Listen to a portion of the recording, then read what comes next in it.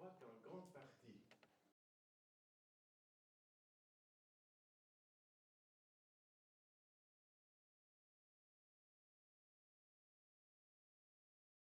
25 novembre, sur les couleurs, le titre a changé. L'auteur, le conférencier, me demande de mettre comme titre les raisons de la couleur.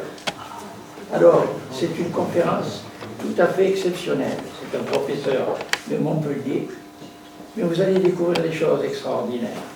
Et vraiment, je vous encourage même à amener beaucoup de monde sur cette question qui finalement était éminemment politique. Le développement de l'industrie des colorants naturels, les problèmes scientifiques posés par rapport aux phénomènes colorés, les fortunes qui se sont réalisées dans le sud avec l'industrie de l'indigo, la guerre de l'indigo en Inde.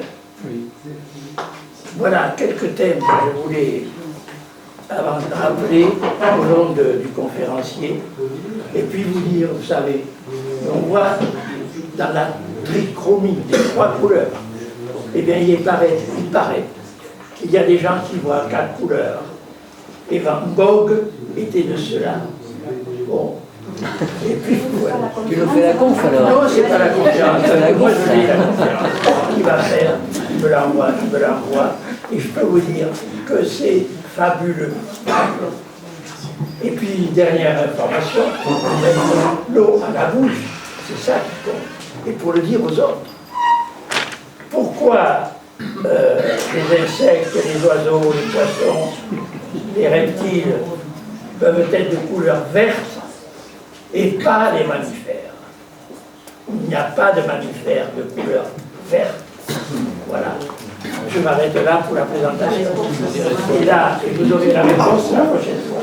Et puis la fois d'après, c'est les 80 ans du Front populaire que nous allons honorer et fêter avec Jean Sagne, ancien président de l'université de Perpignan, qui a été aussi un rédacteur du Travailleur catalan.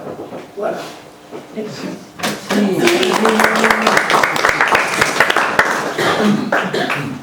Alors bonsoir à toutes, bonsoir à tous. Bonsoir aux habitués et bienvenue aux nouveaux auditeurs de l'Université populaire du Travailleur catalan. Rassurez-vous, je ne vais pas faire la conférence avant la conférence, comme c'est trop souvent le cas. Et si j'en fais en présentation, c'est que notre présidente Martine Grisanti est retenue par des obligations familiales lourdes. Je vais donc simplement, et c'est déjà beaucoup, vous présenter notre invité, Yannis Thanasekos, qui vient de Bruxelles, spécialement pour l'Université populaire du Travailleur catalan. C'était juste, il avait échappé belle parce qu'il avait 1h50 de retard, et j'ai vu le moment où c'est moi qui vous fais la conférence. Yannis Thanasekos, donc, est né en Grèce, vous l'entendrez chanter dans son accent, à la fin de la Seconde Guerre mondiale, militant politique dès son adolescence. Je n'ai pas besoin de préciser dans quel camp si je vous dis qu'il est obligé de s'exiler dès l'arrivée du régime des colonels. Son lieu d'exil sera Bruxelles, où il réside encore aujourd'hui, même si son cœur et ses analyses politiques restent profondément marqués par la Grèce. Et plus encore, depuis l'actualité que nous savons dans ce pays économiquement martyrisé par l'Europe, telle qu'elle est conçue aujourd'hui. C'est à Bruxelles et à Nancy qu'il suit des études supérieures qui l'amènent à être professeur de sociologie politique, professeur à l'Institut supérieur d'urbanisme de Bruxelles, collaborateur scientifique de plusieurs centres universitaires, actuellement je crois à Liège. Il est aussi organisateur de nombreux colloques internationaux sur l'histoire et la mémoire des crimes et génocides nazis et collabore à de nombreuses publications sur ce thème. Toujours dans ce domaine, il sera durant 27 ans et jusqu'à sa retraite, et il est à la retraite, même si ça ne se voit pas, directeur de la Fondation Auschwitz de Bruxelles, et c'est dans ce cadre que les amis de la Fondation pour la mémoire de la déportation, que je préside, vous le savez, sur le département, l'ont connu et l'ont invité pour la première fois à Perpignan, où il interviendra sur un premier thème, Auschwitz à l'école, aporie et contraintes pédagogiques, et 2 ans plus tard, sur la mémoire d'Auschwitz dans l'art contemporain. Il est d'ailleurs aujourd'hui rédacteur en chef adjoint de la revue Enjeu, la revue de la Fondation pour la mémoire de la déportation, revue dont nous avons mis quelques exemplaires sur la table de lecture, que nous alimentons toujours avec la librairie Tocatis, qui est partenaire de notre université, exemplaire dont un, La démocratie à l'épreuve de l'état d'exception, qui nous amène à la conférence de ce soir, pour laquelle Yanis a fait aussi de nombreuses publications, notamment sur les conséquences politiques des programmes d'austérité en Europe et bien sûr sur Orbe Doré, le parti néo-nazi en Grèce. Avec cette conférence, Yanis, qui est, vous l'aurez compris, un militant pour une histoire et une mémoire critique, va nous parler de la crise de l'état de droit démocratique avec une interrogation à la clé. Allons-nous vers un état d'exception généralisé? Tout à l'heure, vous aurez tout loisir de débattre avec lui et compte tenu de l'éventail de ses compétences, il y a matière. Mais pour le moment, Yanis, nous vous écoutons. Merci beaucoup. Je tiens bien sûr tout d'abord à remercier Nicole Ray et ses amis pour leur invitation.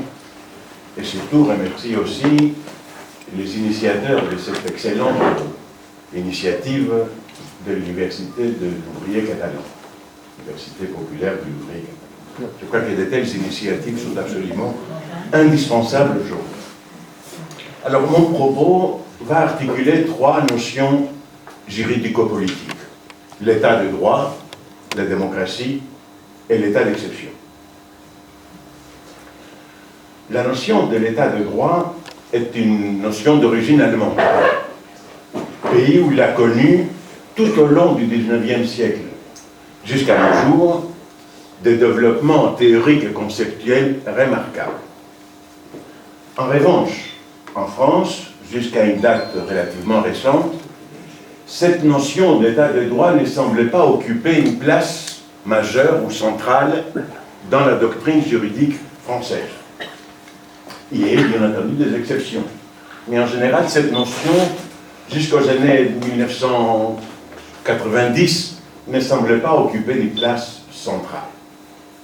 Cependant, depuis justement la décennie 1990, et surtout ces dernières années, cette notion suscite en France pas seulement une prolifération des discussions et des débats, mais littéralement des discussions qui s'emballent autour de cette notion de l'état de droit. À l'occasion d'événements de plus terrifiants, les attentats terroristes, jusqu'au plus dérisoire, le port du Burkini, pas un jour ne passe sans que la notion de l'état de droit ne fasse la une de grands journaux et de grands médias. En première vue, on peut bien sûr se réjouir, se féliciter de ce regain d'intérêt pour une notion effectivement très importante. D'autant plus que jusqu'avant-hier seulement, l'adhésion au principe de l'état de droit semblait avoir l'unanimité en France, de la droite à la gauche et même à la gauche radicale. Je lisais la une d'un grand quotidien français qui disait récemment « Marine Le Pen ne compte pas mettre en question l'état de droit ». Bonne nouvelle. Étrange unanimité cependant, puisqu'il a suffi la décision du Conseil d'État de suspendre les arrêtés préfectoraux interdisant le port du Burkini pour la faire voler littéralement en éclats, cette unanimité autour de l'adhésion de l'état de droit. Alors que pour beaucoup, cette décision du Conseil d'État a été saluée comme une victoire de l'état de droit, formule qui en soi ne coûte pas très cher. En revanche, du côté de la droite et des républicains, il a déclenché une avalanche de déclarations, les unes plus stupéfiantes que les autres. Du genre, on ne peut plus se cacher éternellement derrière la sacro-sainte Constitution. Ou encore, les proches des victimes de la promenade des Anglais ne parlent plus de l'état de droit. et d'autres, comme Sarkozy, allant jusqu'à réclamer une révision de la Constitution, un changement constitutionnel, voire même, il a été précis, une révision à la baisse des garanties que procure l'état de droit en matière de liberté publique. Et je pense qu'il est à parier que cette question de l'état de droit va être au centre des débats durant les présidentielles qui approchent à grands pas. Je crois que pour sortir de ces climats politiques à la fois délétères et névrotiques, plombés par l'instrumentalisation des émotions publiques et par les agendas politiques des uns et des autres, il y a lieu, je crois, pour sortir de ces climats, de procéder à un certain nombre de clarifications. Et pour commencer par la clarification de cette notion d'origine allemande, je précise, d'état de droit. Je vous proposerai donc 6 étapes dans notre réflexion. La première étape de notre réflexion, comment définir l'état de droit.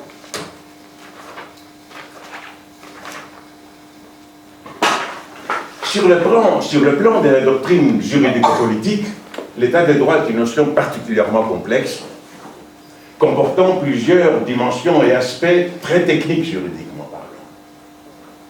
Nous ne saurions pas donc l'aborder ici dans tout son étendue, bien entendu.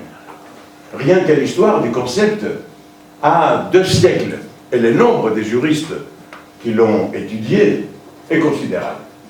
Donc, au prix de quelques schématisations, nous allons procéder à une simplification dans la définition de ces concepts de l'état de droit. Et nous commencerons par la définition que nous livre l'un des plus éminents représentants de la doctrine juridique allemande, Hans Kelsen.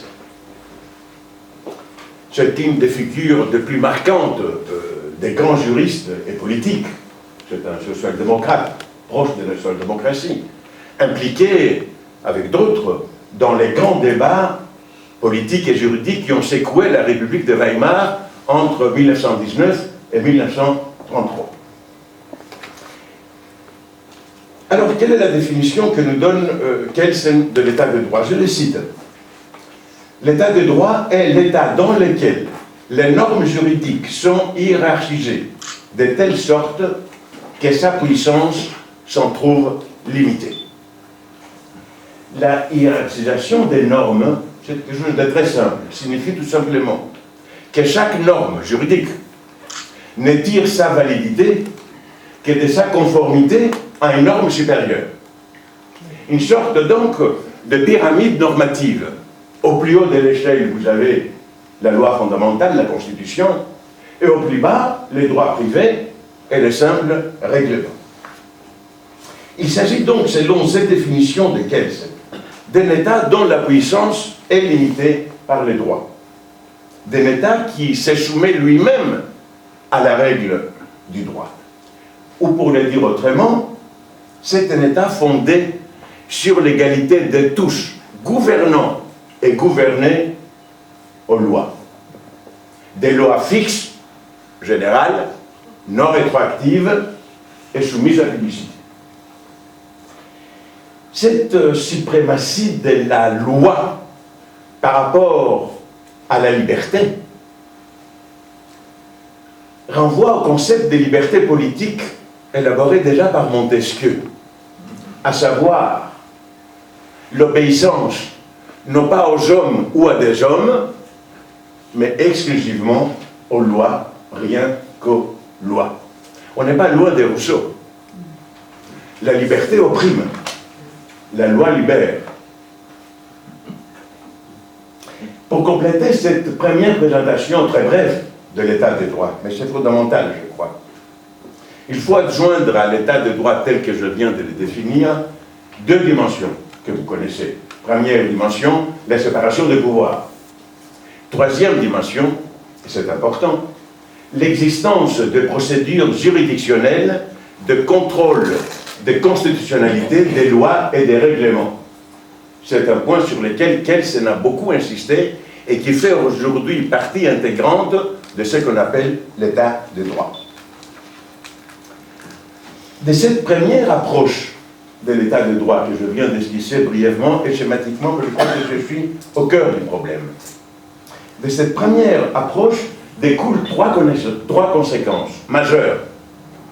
Des conséquences qui divisent toujours la pensée politique et la pensée juridique. Des conséquences qui posent toujours débat, au niveau à la fois scientifique ou conceptuel, et au niveau politique pratique. Première conséquence. Les lois et les règles dont il est question dans cette pyramide normative sont d'origine humaine. Ce sont des constructions positives humaines. Elles ne sont ni d'origine divine, ni non plus dérivées des droits naturels ou dérivées de la nature des choses ou des hommes.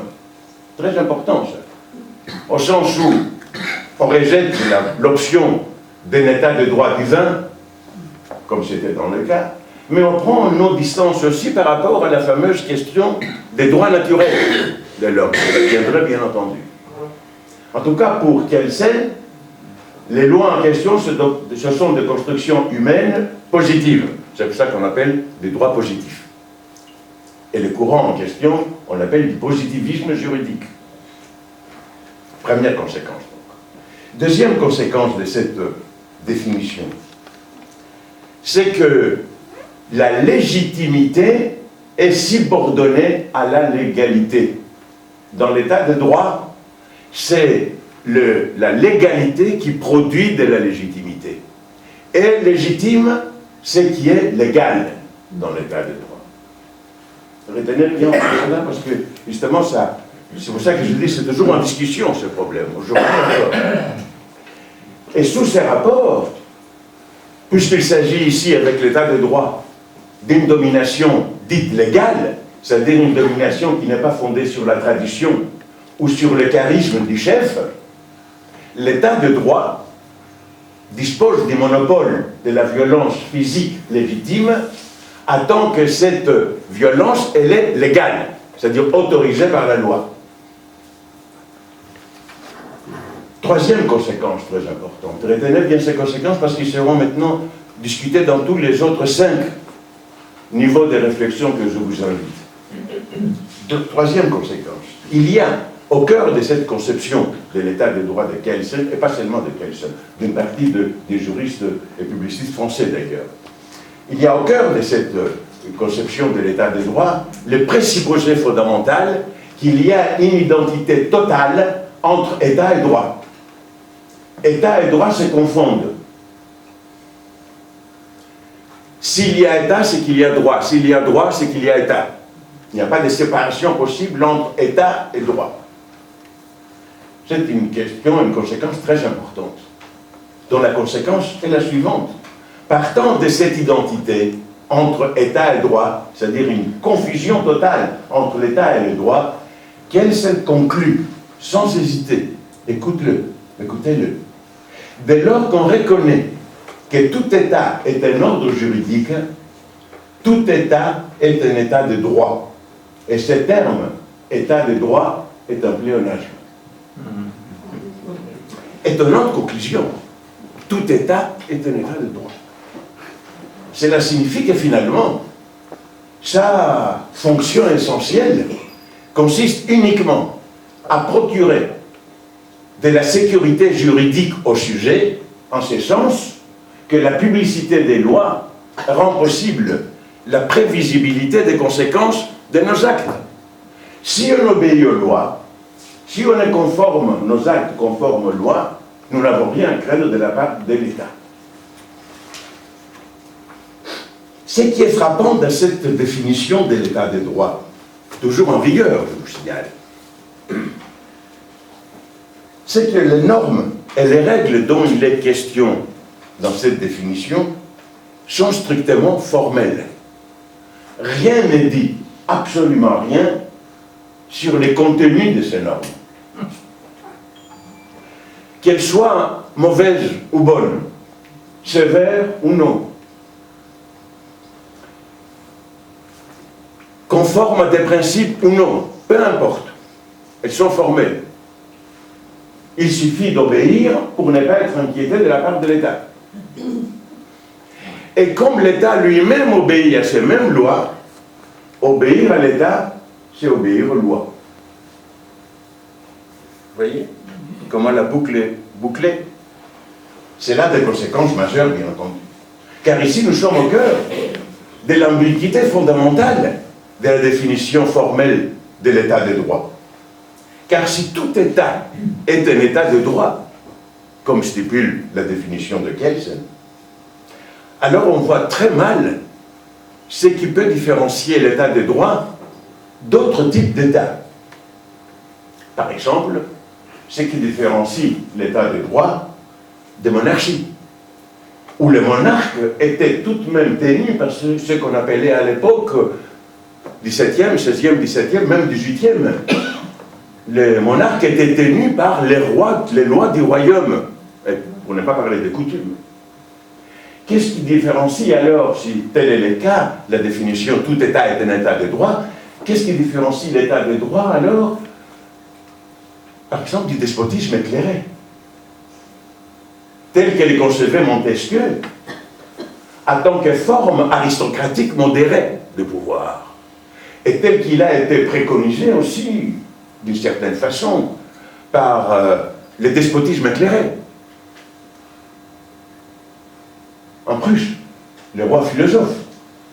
Et surtout, on ne voit pas qu'est-ce qui peut, dans ce cas-là, différencier l'état de droit des régimes dictatoriaux, des régimes brutaux, des régimes répressifs. Parce qu'à ces comptes, selon cette définition, des régimes comme le régime des Franco, comme le régime de colonel, comme même le nazisme, on peut les qualifier d'état de droit. Toutes ces formes et ces types d'États disposent en effet un minimum de normes, un minimum de règles, et même parfois de nature constitutionnelle. C'est le cas pour Franco, c'est le cas pour les colonels grecs, c'est le cas même pour le nazisme. N'oublions pas que la constitution de Weimar n'a jamais été officiellement supprimée. Et parce que comme ça, le Troisième Reich a été une terrifiante machine de production de lois, des règlements, d'ordonnances et des règles. Les lois de Nuremberg, pour ne pas citer que cela. Même dans les camps de concentration, il y avait des règles et des normes.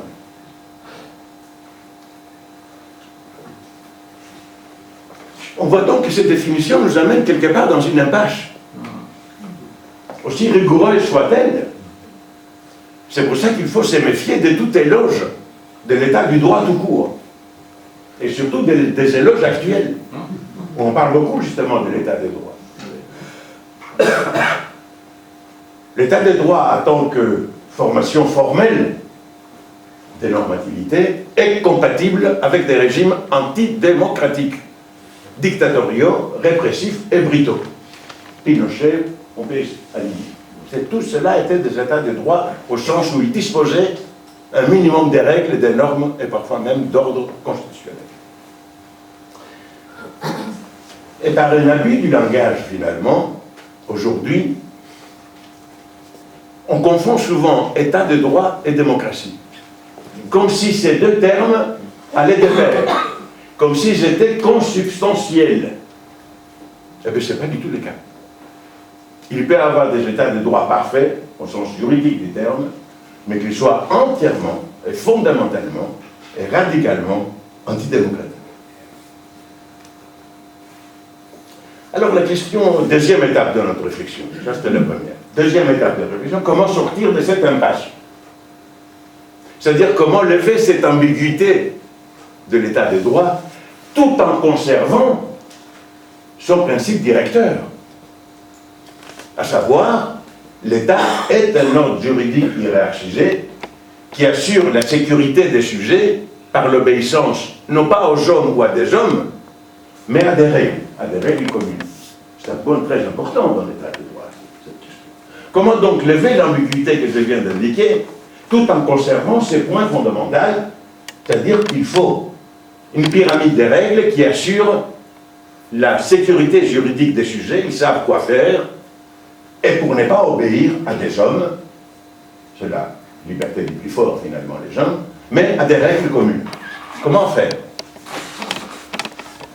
La solution consiste à substituer à ces fondements formels que j'ai indiqués tout à l'heure de l'état de droit, substituer un fondement que les politologues ou les philosophes disent un fondement substantiel, et les juristes l'appellent un fondement matériel. C'est-à-dire un fondement qui ne se rapporte pas seulement à la technique d'hiérarchisation des normes, mais aussi à leur contenu et aux procédures de leur délibération. Alors pour ce faire, pour compléter donc la notion de l'état de droit, on a puisé dans les traditions à la fois juridiques et politiques depuis les révolutions françaises et américaines jusqu'à nos jours. Et ainsi on a adjoint à l'état de droit formel tel que je viens de le définir toute une série de droits réputés inhérents à l'homme. En fait, de droits qui ont été arrachés suite à des luttes justement de peuple. Pour faire bref, car cela couvre 2 siècles d'évolution des doctrines juridiques, 2 siècles entièrement, il s'agit d'adjoindre à l'état de droit formel tel que je l'ai défini rien de moins que les droits des 3 générations des droits que nous appelons aujourd'hui les droits fondamentaux. Les droits civils et politiques de la première génération, les droits économiques, sociaux et culturels de la seconde génération, les droits dits collectifs de la 4e génération. Il est significatif qu'à cet égard, l'article 16 de la Constitution de la République fédérale allemande de 1949 stipule que l'État allemand est un État de droit social. Et l'article d'ailleurs 1 de la Constitution française stipule que la France est une république indivisible, laïque, démocratique et sociale. Justement, le terme social fait signe ici à cette adjonction à l'état de droit de l'ensemble des droits des 3 générations que je viens d'indiquer. Donc, dans cette nouvelle approche, les droits n'est pas seulement une technique qui hiérarchise les normes, pas du tout. Les droits deviennent, avec cette adjonction des droits politiques, civils, économiques, sociaux et culturels, cette adjonction, les droits deviennent l'outil par excellence à travers lequel l'état de droit veille, œuvre à la réalisation et à la protection des dits droits fondamentaux. Cette définition substantielle maintenant de l'état de droit, donc l'état de droit formel auquel on adjoint l'ensemble des droits que je viens d'indiquer. Cette définition substantielle correspond à ce qu'on appelle aujourd'hui l'état de droit démocratique. En ce sens que cet état formel dans lequel on adjoint l'ensemble de ces droits prétend être fondé sur les principes fondamentaux de la démocratie. Je vais être évidemment très bref et très schématique. Premier, évidemment, élément de la démocratie, la souveraineté populaire. Souveraineté qu'il faut prendre au sens radical de sa signification, c'est-à-dire en tant que puissance illimitée. Elle peut tout ou elle n'est rien, comme dit Rousseau. C'est une puissance illimitée. C'est le gouvernement du peuple par le peuple, pour le peuple, comme stipule de façon très ironique la Constitution française, évidemment. Voilà le premier principe. Le caractère absolument illimité de la puissance de la souveraineté populaire. Deuxième caractéristique, la primauté dans le cadre de la séparation des pouvoirs que stipule l'état de droit, je l'ai signalé. La primauté dans ces cadres de la puissance législative, qui est le lieu principal par excellence où se discute, se décide et se dictent les lois communes. c'est le principe de la démocratie délibérative. Et attention, cela signifie que producteurs et destinataires des normes se confondent, sont les mêmes. Il n'y a pas la séparation comme dans l'état de droit formel, où on obéit tous, gouvernants et gouvernés, aux lois. Il y a la distinction là. Dans l'état de droit démocratique, compte tenu qu'il y a la suprématie du pouvoir législatif, les destinataires se confondent, les producteurs de normes se confondent avec les destinataires. Et enfin, troisième caractéristique de la démocratie, compte tenu de la séparation du pouvoir et donc l'impossibilité pour les législatifs de se confondre avec l'exécutif, les régimes démocratiques disposent d'un ensemble de procédures garanties par la Constitution qui permettent le contrôle sévère, le contrôle continu de l'action gouvernementale par l'exécutif, et notamment pour l'exécutif, notamment pour savoir si le gouvernement, l'exécutif, garantit les droits fondamentaux qui constituent la substance de l'état de droit substantiel désormais. Évidemment, sous cet angle, nécessairement, je dis bien, très sématique, les rapports entre état de droit et démocratie semblent se préciser.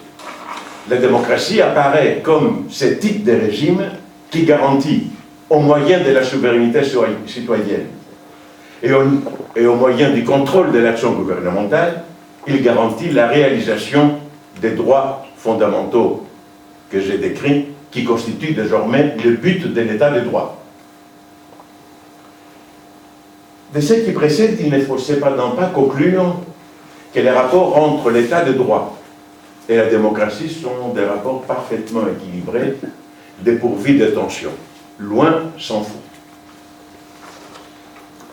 Les deux siècles, le 19e et le 20e siècle, durant lesquels se sont formés, à travers des guerres et des guerres civiles, des révolutions et des contre-révolutions, à travers ces deux siècles, où se sont formés ce que nous appelons aujourd'hui les États de droit démocratiques, ces deux siècles attestent que les rapports entre l'État de droit, tel que je l'ai défini du point de vue substantiel, et la démocratie telle que je l'ai définie tout à l'heure, les rapports ne sont pas du tout des rapports harmonieux nécessairement, ne sont pas nécessairement équilibrés. Au contraire, ces deux siècles montrent qu'il y a entre État de droit substantiel et démocratie des rapports tendus, des tensions, voire même des ruptures.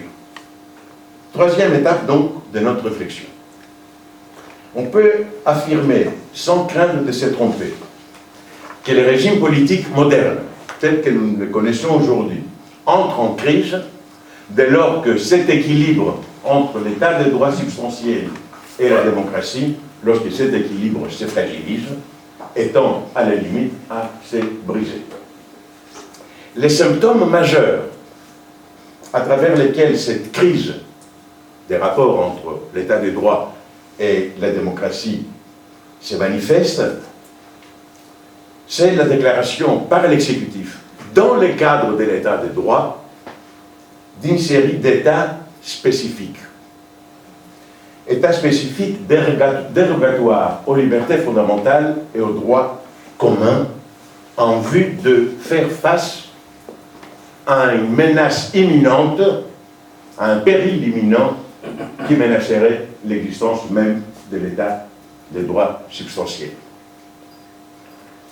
Ces états spécifiques dérogatoires aussi bien du droit commun que des libertés fondamentales ne sont pas du même type et répondent ou se déclinent sous plusieurs circonstances exceptionnelles, comme on l'appelle. Plusieurs espèces de circonstances exceptionnelles. La guerre, intégrité du territoire, bien entendu. Guerre civile et révolution, rupture de l'ordre constitutionnel, troubles sociaux d'une exceptionnelle gravité qui met en cause la continuité des institutions et les engagements internationaux du pays. Cataclysmes naturels, inondations, séismes, crise sanitaire, tout ça sont des circonstances exceptionnelles. Et enfin, des circonstances exceptionnelles qui découlent des crises financières et la mise en œuvre des réformes économiques imposées par les marchés financiers internationaux, sans lesquelles l'État risquerait de se déclarer en faillite et donc de disparaître. Il est curieux de constater, ceci dit en passant, mais nous aurons l'occasion de discuter, que le marché financier est devenu aujourd'hui une catégorie quasi-naturelle, y compris sur le plan du droit. Y compris sur le plan du droit. La fameuse règle d'or de 3% apparaît dans des textes juridiques comme étant une norme juridique et une norme naturelle, alors qu'elle est le produit d'un calcul fait dans un bureau d'experts en matière macroéconomique et macrofinancière. On y reviendra par rapport à la Grèce et d'autres pays, bien entendu. Dans leur diversité, ces États spécifiques ne dérogent pas, tous ces États ne dérogent pas avec la même sévérité aux droits fondamentaux et aux droits communs. Par exemple, à l'état des sièges, dans l'état des sièges, il n'y a pas seulement, à côté des dérogations des droits fondamentaux, il y a aussi transfert du pouvoir des autorités civiles aux autorités militaires, ce qui n'est pas précisément le cas pour l'état d'urgence que nous vivons actuellement en France. Mais en dépit de ces différences, tous ces états spécifiques dérogatoires appartiennent à une même famille juridique, dont le nom générique répond au terme état d'exception. L'état d'exception, c'est une sorte donc d'idéal type, comme dirait Weber, des États et des régimes dérogatoires. En tant que tel, l'état d'exception consacre, prime, les transferts des pans entiers du domaine de la loi, qui relève donc du législatif vers l'exécutif. Seconde, les transferts des compétences qui relèvent de la justice ordinaire et du juge judiciaire, gardien des libertés publiques, vers les autorités administratives, la police, les services secrets, les préfets bien sûr, et la justice administrative. Et enfin, troisième conséquence de l'état d'exception, la possibilité de la mise en place, selon la gravité des circonstances exceptionnelles, des techniques spécifiques d'exercice du pouvoir, telles que état d'urgence, plein pouvoir, gouvernement par ordonnance, gouvernement par décret, gouvernement par des procédures expresses, toutes choses bien sûr qui contournent les parlements et mettent à mal la souveraineté du législatif et le contrôle de l'action gouvernementale par le Parlement. De ce fait même donc, l'état d'exception est gravement attentatoire aux principes fondamentaux de la démocratie et signale donc une crise, et même une crise profonde, de l'équilibre entre l'état de droit et la démocratie. Quatrième étape de notre réflexion. Nous sommes ici au cœur d'un problème qui hante, littéralement hante, l'histoire politique et la politique tout court, dès l'Antiquité à nos jours. Le problème de l'état d'exception attend qu'il consacre la suspension de la norme pour un temps, afin de sauver l'État. Autrement dit, l'état d'exception dérive du droit de facto de l'État, de tout État, à l'autoconservation. C'est ainsi, par exemple, que la République romaine, confrontée à plusieurs reprises à des guerres extérieures et à des révoltes internes, populaires, a mis à jour une institution singulière, celle de la dictature temporaire. Le Sénat, qui décrétait la menace extérieure ou intérieure, qui déclarait l'existence d'une circonstance exceptionnelle, chargeait deux consuls de désigner un dictateur temporaire, un magistrat extraordinaire en quelque sorte, auquel la République accordait de pleins pouvoirs pour une durée stricte de 6 mois au maximum, afin de vaincre les armées extérieures et de mater les révoltes populaire. La République romaine du 5e au 1er siècle avant Jésus-Christ a connu des dizaines de telles dictatures dites temporaires. Après ces délais de 6 mois, si le dictateur avait réussi ou pas réussi sa mission, il s'est retiré. Et s'il avait réussi, il recevait bien sûr toutes les honneurs de la République pour le sauvetage de la République.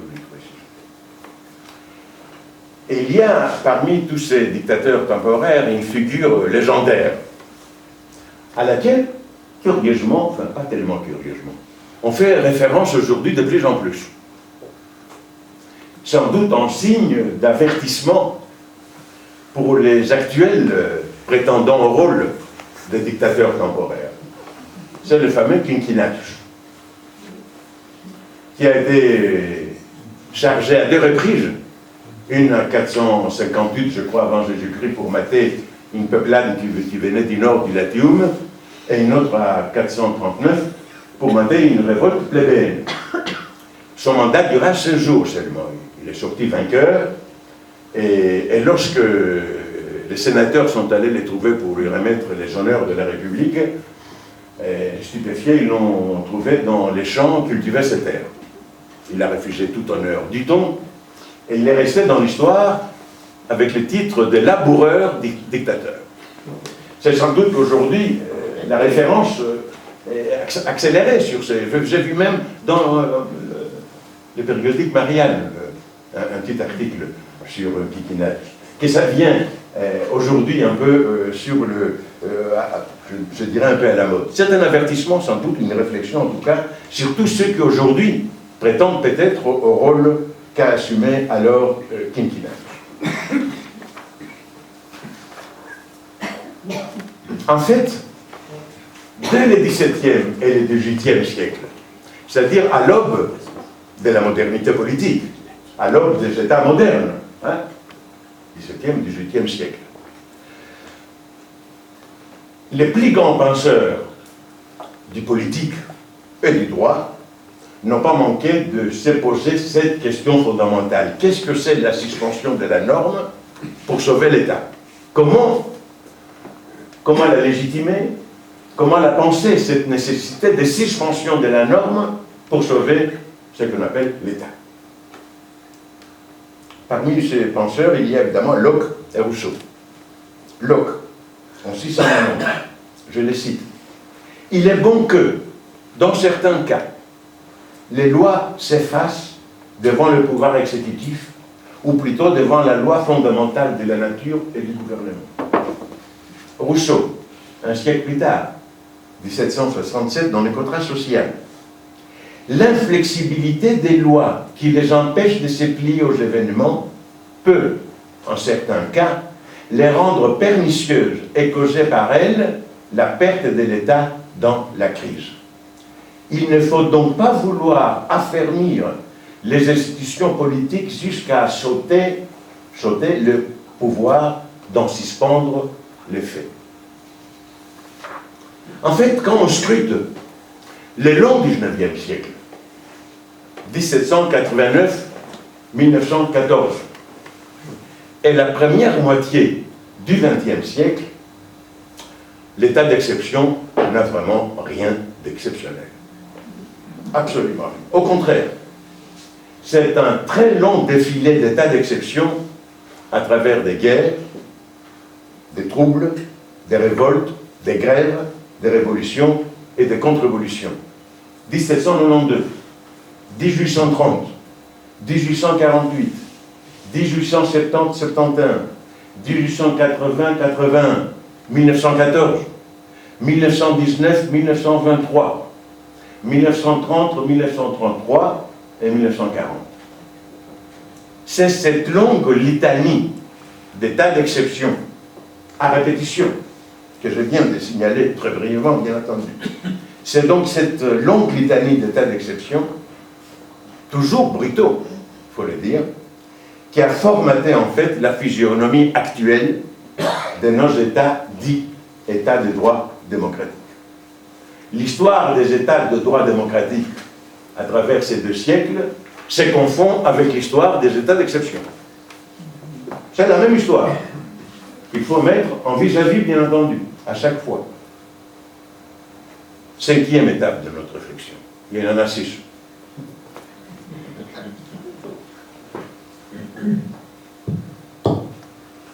Parce que l'état d'exception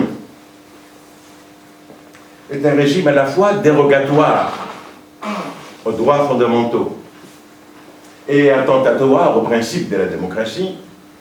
Les dispositions constitutionnelles et légales qui les régissent les limitent rigoureusement dans le temps. Sa durée ne peut excéder, doit être excessivement courte. Elle ne peut excéder tout au plus que quelques semaines. Et toute éventuelle prolongation exige en principe des procédures absolument strictes. Bref, l'état d'exception est un régime transitoire et éphémère. Ça, c'est sa condition principale juridiquement parlant. Et c'est donc précisément sur ce terrain, celui de sa durée, que prennent racine toutes les inquiétudes, et les légitimes inquiétudes, relatives à l'équilibre entre l'état de droit et la démocratie. Cependant, par-delà de sa durée, l'état d'exception soulève des problèmes majeurs, des problèmes de fond, je vais dire, quant au statut même du droit et de la politique. Quant au statut même de qu'est-ce que c'est le droit et qu'est-ce que c'est la politique. En particulier, l'état d'exception met littéralement et brutalement à nu la relation énigmatique ou paradoxale qu'entretiennent la norme et sa suspension. Face au péril, avons-nous dit, on suspend la norme pour un temps, afin de pouvoir la restaurer, une fois le péril écarté. C'est ça le mécanisme de l'état d'exception. S'agissant de l'état de droit, cela signifie quoi? Suspendre les droits pour sauver l'état de droit. On voit l'énigme, les paradoxes, bien entendu. Énigme paradoxe en ce sens où la suspension du droit, de la norme, devient la condition de sa possibilité et de sa réalisation. Plus radicalement encore, cela signifie que dans des cas extrêmes, le droit ne peut se sauver lui-même, qu'il n'y a pas une autofondation possible du droit, que le droit n'a pas en lui-même les conditions de sa réalisation, ou pour le dire encore plus radicalement, le droit dispose ses conditions de réalisation à l'extérieur de lui-même, dans l'acte de sa suspension précisément. Mais justement, existe-t-il quelque chose qui soit en dehors du droit, extérieur au droit, quelque chose qui ne serait pas contaminé par les droits, c'est-à-dire par les normatifs? Et s'il existe cette chose extérieure au droit et qui n'est pas contaminée par les droits, c'est-à-dire par des règles, de quoi relève-t-il cette chose extérieure?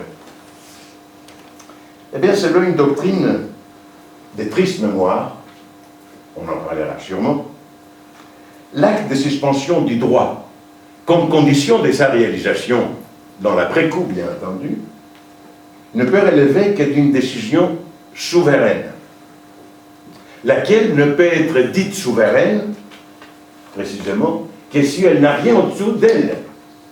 Et surtout pas avoir au-dessus d'elle, cette décision souveraine, une quelconque contrainte normative. Alors une telle décision souveraine constituerait, selon ces doctrines des tristes mémoires, je dirais pourquoi, cette décision souveraine qui suspendrait la norme pour réaliser les droits, ce serait l'essence même de la politique, l'essence même de l'acte politique. La politique serait cette suspension de la norme pour l'achever dans un second de temps. Est souverain, nous dit Carl Schmitt, c'est lui qui décide de l'état d'exception. Nous sommes ici au cœur de la théorie schmittienne dite décisionniste. Je les cite. Tout ordre repose sur une décision. Même l'ordre juridique repose, comme tout autre ordre, sur une décision et non sur une norme. Il faut peser ce type de définitions, elles sont très importantes. Mais alors, quel est le fondement d'une telle décision souveraine? Puisqu'elle ne peut pas s'appuyer sur une norme. Quel est alors son fondement, cette décision souveraine? Bien, Carl Schmitt nous répond aussi tout à fait clairement également. La décision souveraine, c'est-à-dire l'acte politique par excellence, je les cite, jaillit d'un néant normatif ou d'un néant d'ordre. Autrement dit, la décision souveraine, c'est-à-dire l'acte même politique, c'est-à-dire l'essence de la politique même, est affranchie de toute contrainte normative. Libre de toute contrainte, c'est suffisant à elle-même en quelque sorte, n'étant fondée que sur elle-même, la décision politique est en fait l'effet du prince, du président de la République, du Führer, n'est-ce pas? Schmitt, en 1934, pour justifier les crimes, la nuit de longs couteaux, a fait une conférence intitulée « Le Führer protège les droits ».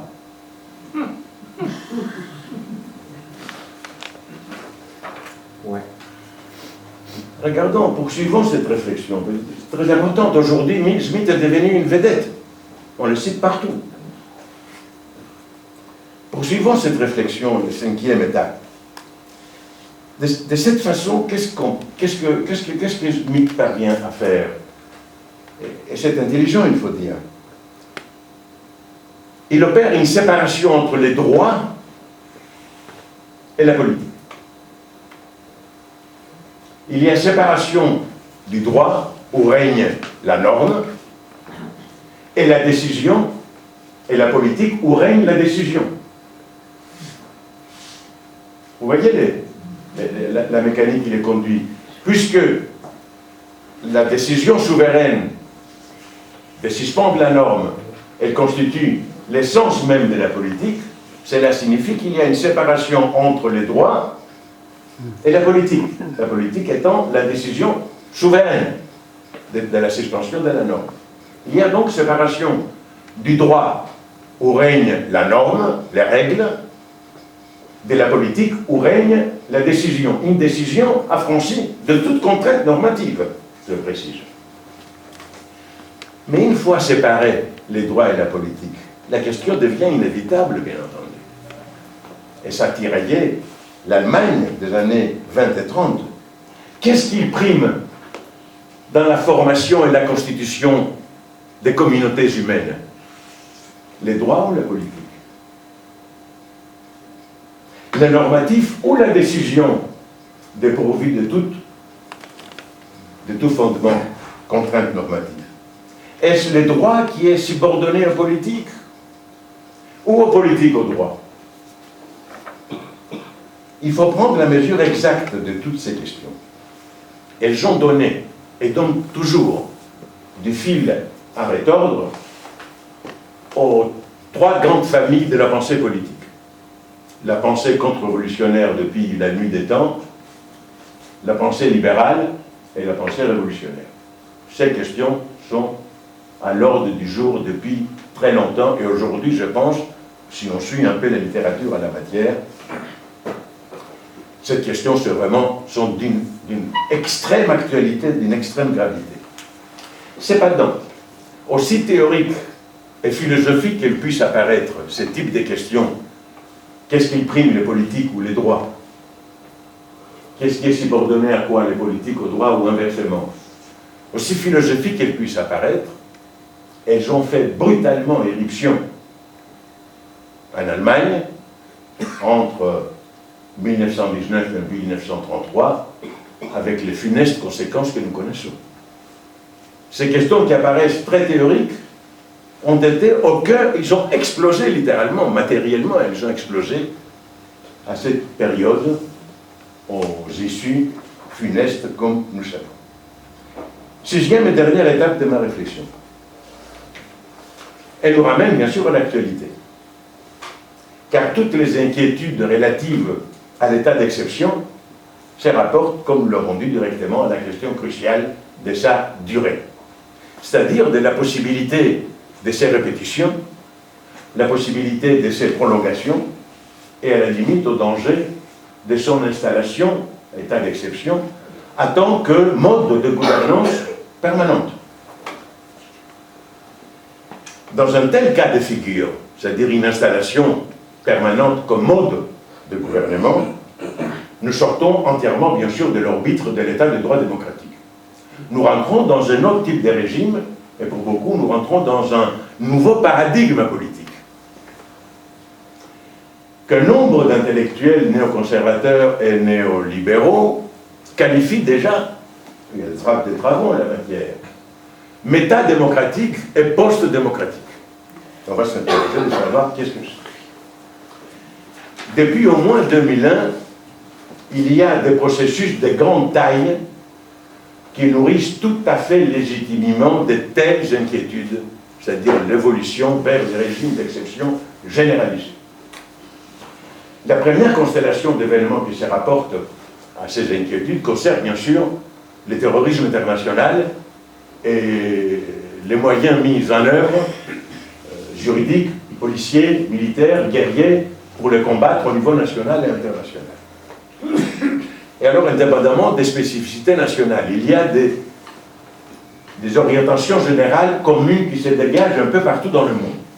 Aux États-Unis, je ne vais pas être long, la série législative de Patriot Act de 2001 à 2015, renouvelée par Obama, législation toujours en vigueur aujourd'hui, pérennise un système dérogatoire qui accorde au président des États-Unis des pouvoirs discrétionnaires absolument inouïs.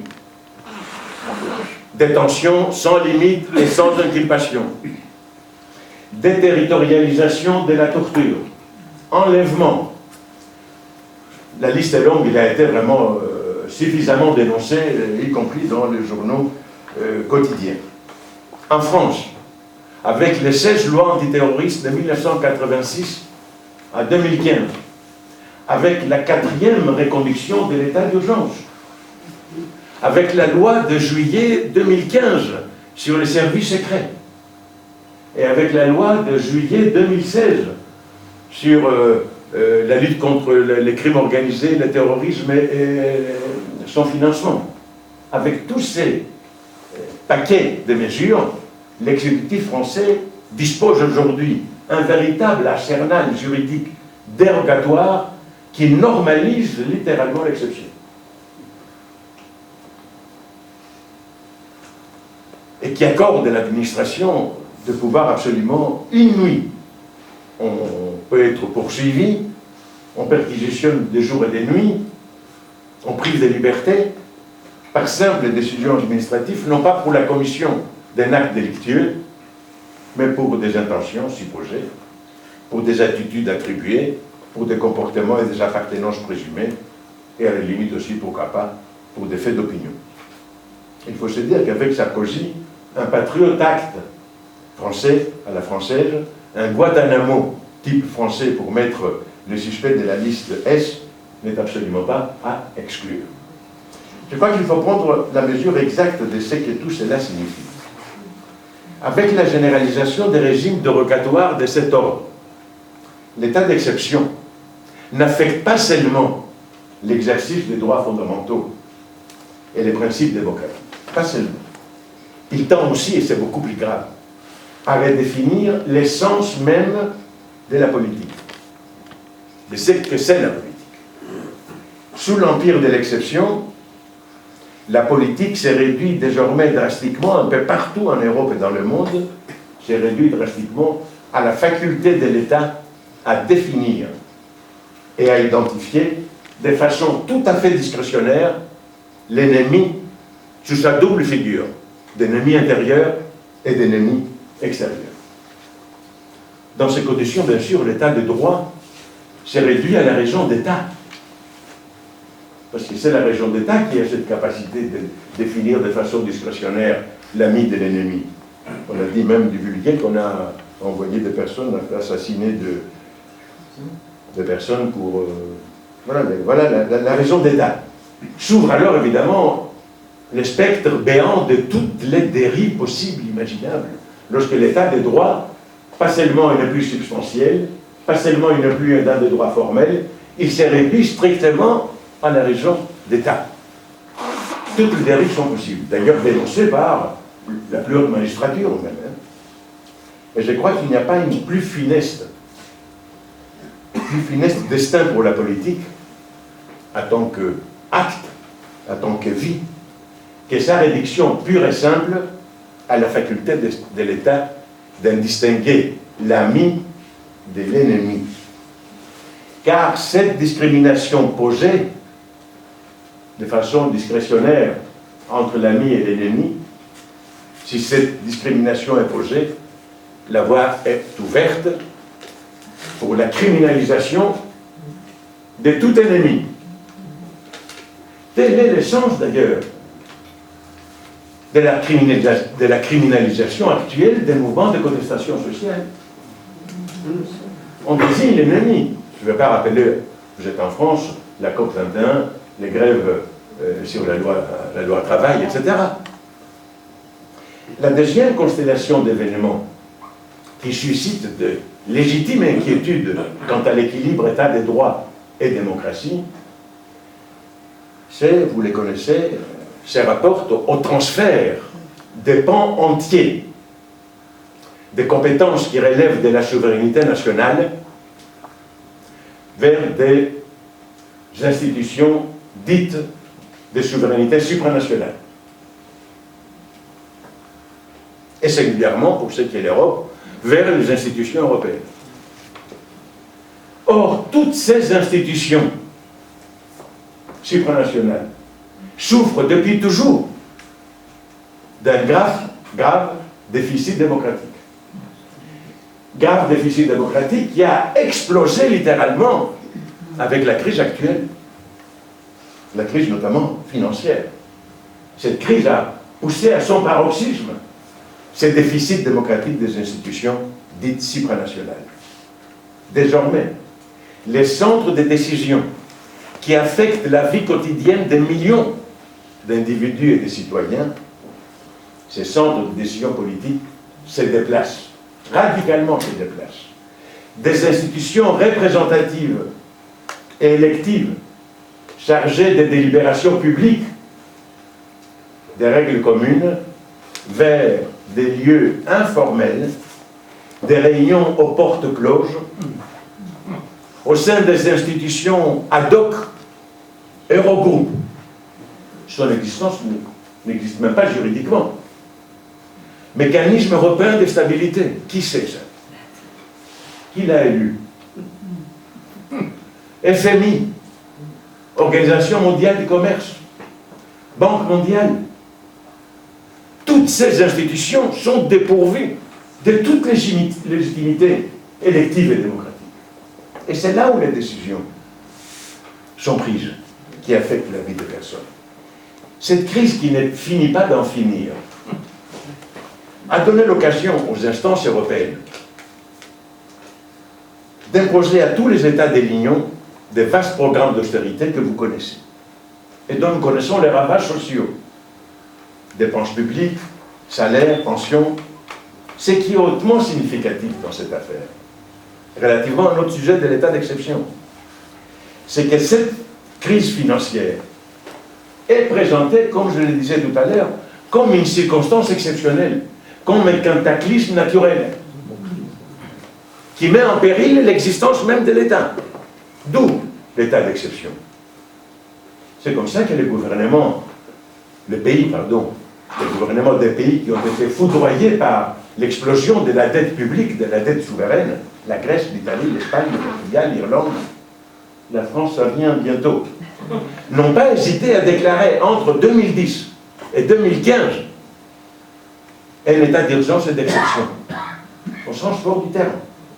afin de faire passer à l'urgence les 10 programmes d'austérité particulièrement impopulaires, bien entendu. Ces situations politiques soumises à l'empire de l'urgence et de l'exception laissent la porte ouverte à toutes les dérives, notamment les possibilités, comme c'était le cas en Italie, en Grèce et en Espagne, de gouverner selon les modalités suivantes: à coup d'ordonnance, à coup de décret, à coup de procédures expresses, qui réduisent le Parlement au statut de simple chambre d'enregistrement. Et parfois aussi à légiférer sans passer par le Parlement. Vous avez un article dans votre Constitution qui le permet. Il y a 2 semaines, Hollande, je ne sais pas si vous avez suivi dans la presse, à la télévision, a proposé la mise en place d'une réforme en vue de réviser la procédure législative, dit-il, pour une généralisation, je le cite, des procédures expresses. Alors que certains candidats chez les Républicains disent que si on arrive au pouvoir, on va gouverner à coup d'ordonnance. S'il y avait déjà 10, je crois, de l'arrivée au pouvoir. Troisième constellation d'événements qui suscite des légitimes inquiétudes relativement à l'état des droits et démocratie. Ce n'est pas seulement la montée partout en Europe des partis politiques d'extrême droite, racistes, néo-nazis, c'est pas seulement ça, aussi bien entendu. D'ailleurs, des partis qui disposent au Parlement de sérieuses représentations aujourd'hui, hein, n'oublions pas. Ça aussi, mais c'est aussi également et surtout l'existence, l'émergence dans certains pays de l'Union européenne, anciennement à l'Est, des gouvernements comme en Pologne ou en Hongrie, pas seulement autoritaires, ils entreprennent aujourd'hui, enfin, ces derniers jours, des réformes juridiques pour mettre au pas la justice, pour mettre au pas la Cour constitutionnelle polonaise. Même la Commission européenne, je vais vous dire, les rappeler à l'ordre, en disant, quand même, il y a certains principes, la Cour constitutionnelle, ça fait partie de l'état du droit aujourd'hui. Et les Polonais, évidemment. Vous dites, donc, il y a ces facteurs aussi, au niveau européen, c'est-à-dire l'émergence de gouvernements, littéralement, qui aujourd'hui veulent se détacher, justement, de l'état des droits substantiels, pas les droits formels, on y viendra, justement. Quel bilan tirer de ce paysage politique particulièrement chaud? Tout d'abord, un constat semble s'imposer. Les États de droit démocratique traversent depuis des décennies maintenant une crise qu'on peut appeler franchement une crise de fondement. Ils se fissurent de tout part, tant du côté des principes de l'état de droit que du côté des principes de la démocratie. La crise des représentations a atteint son point vraiment d'explosion. Et tout donne à penser que le système de la démocratie représentative tel que nous la connaissons aujourd'hui, après avoir œuvré à sa propre délégitimation, est devenu à présent incapable de s'auto-corriger ou de se auto-réformer. Tous ceux qui vous disent on va réformer et corriger, on est arrivé à un point de non-retour en matière de délégitimation de ces systèmes dits représentatifs. Cette crise de fondement nous signale que nous sommes peut-être au seuil vraiment d'un changement de paradigme politique. Sous les coups d'une part des contraintes sécuritaires et de l'autre des impératifs économico-financiers d'un néolibéralisme devenu littéralement aveugle, on s'achemine, je crois, progressivement vers des processus, à travers, ça c'est important, on s'achemine à travers des processus d'accoutumance et des résignations du grand nombre, on s'achemine vers la généralisation des états d'urgence et d'exception, vers un nouveau type de gouvernance, qualifié déjà, nous l'avons dit, de métadémocratique et de démocratie sans démos. Démos, c'est le peuple. Démocratie. Mais qu'est-ce que c'est un État métadémocratique ou un État, une démocratie sans démos? Eh bien, c'est ceci. Obéissez aux lois, quel que soit leur contenu et leur procédure de diction, et vous n'avez rien à craindre de la part de l'État. Toutes les dictatures nous ont dit ça, et toutes les dictatures actuelles nous le disent. obéissez aux lois, mais ne regardez pas les contenus, ni comment ont été délibérés, et vous serez protégés. Je conclurai par 2 citations qui me semblent importantes. Je crois, c'est ma conviction personnelle, mais je ne pense pas qu'elle est tout à fait personnelle. Je crois que dès son origine, le capitalisme, système de prédation vraiment généralisé, n'avait guère des affinités électives avec la démocratie. Sa conquête démocratique lui a été finalement arrachée contre lui-même. De 1906, le sociologue Max Weber, qui était loin d'être un démocrate, un progressiste, il était plutôt un solide conservateur.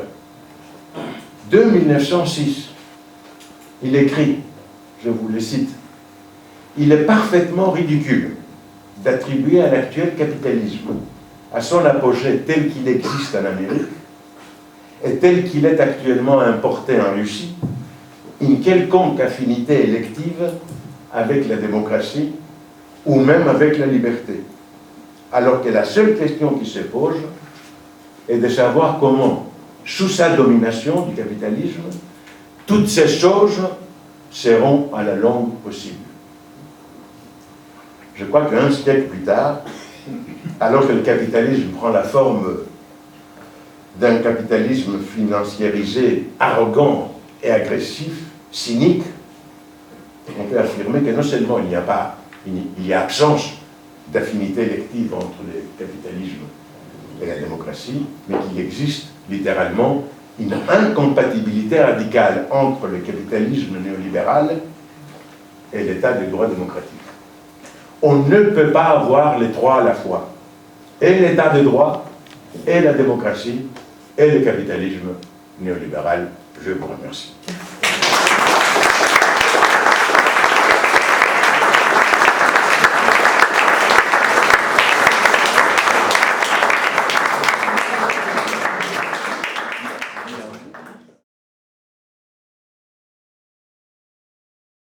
Alors, qui se lance, qui commence?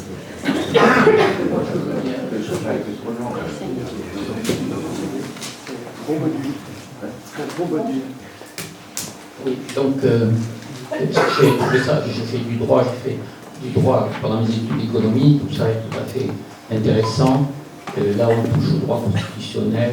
On n'a pas beaucoup évoqué le droit international, mais au-dessus de la Constitution, il y a quand même aussi les traités dont on peut se retirer. Actuellement, il y a des pays d'Afrique qui se retirent, par exemple, de la Cour internationale de justice.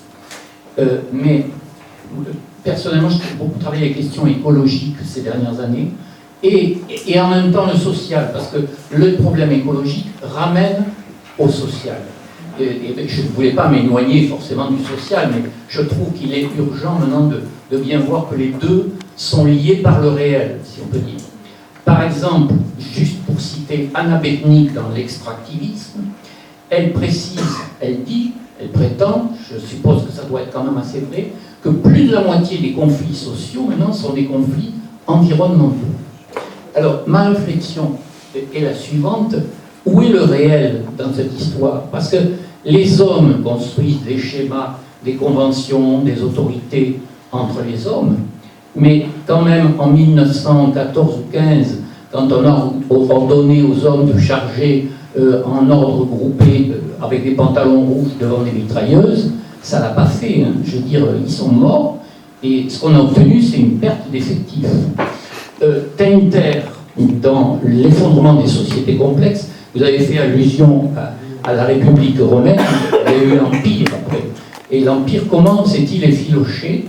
Eh bien, par des problèmes de taille excessive, mais aussi du problème d'une élite, entre guillemets, à définir, qui ne joue plus son rôle, c'est-à-dire d'un État qui, justement, entre trop dans le service de soi et oublie.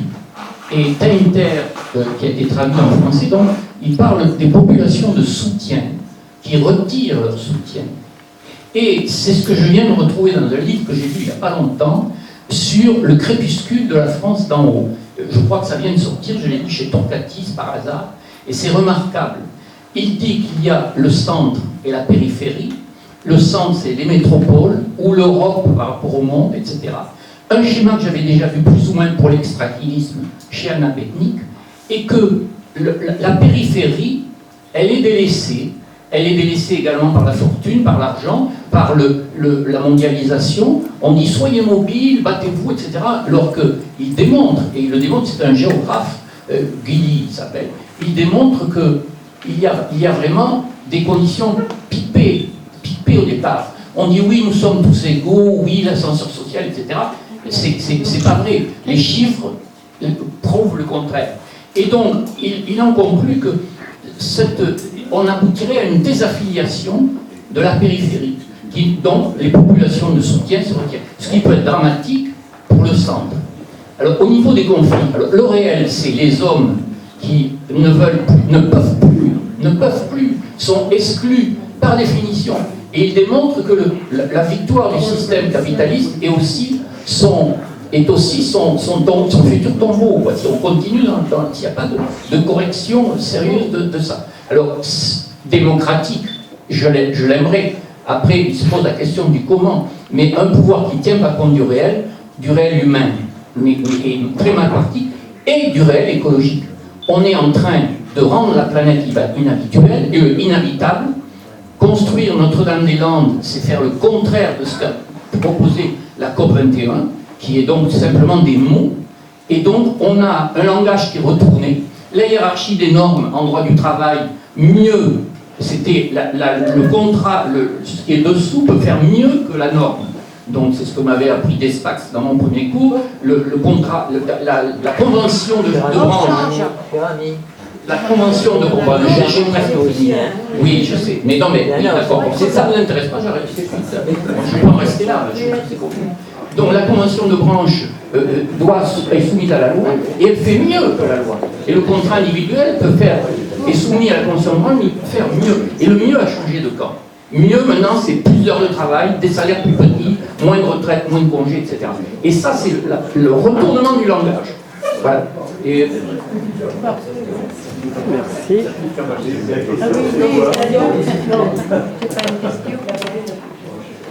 Oui, merci pour cette conférence vraiment très, très riche en idées. On pourrait, je sais pas, quel état d'esprit on en retire, parce que la situation est grave. La situation est grave, effectivement, alors particulièrement en France, hein, avec cette droite-là qui se prépare effectivement à en rajouter sur les mesures d'exception. Mais en même temps, on peut constater aussi que dans la population naît une exigence de démocratie et une résistance quand même qui se manifeste sous différentes formes, pas forcément toujours organisée, mais qui est là. Donc là, il y a peut-être quand même une raison d'espérer faire face à ces menaces qui se pointent, pas seulement à l'horizon, mais qui sont y compris très, très présentes aujourd'hui. Qu'en pensez-vous? Je regroupe comme ça. Oui, une autre peut-être? Au fond.